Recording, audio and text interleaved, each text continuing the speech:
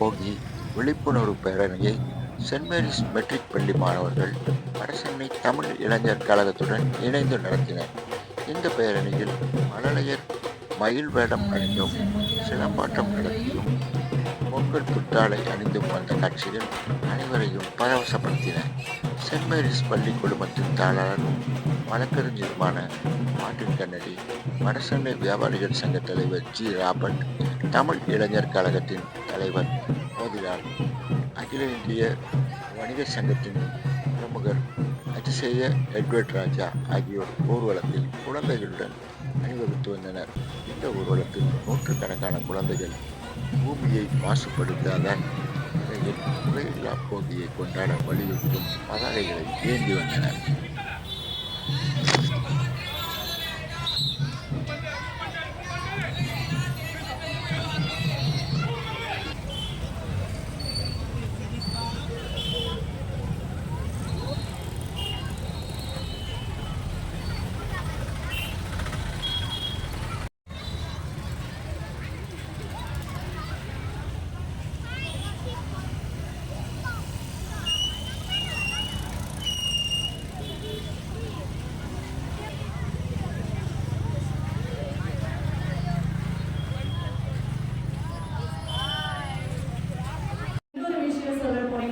ஏதாவது விழாக்கள் இளநீர் குடிப்போம். அது நம்ம உடலுக்கு அவ்வளோ ஆரோக்கியமானது.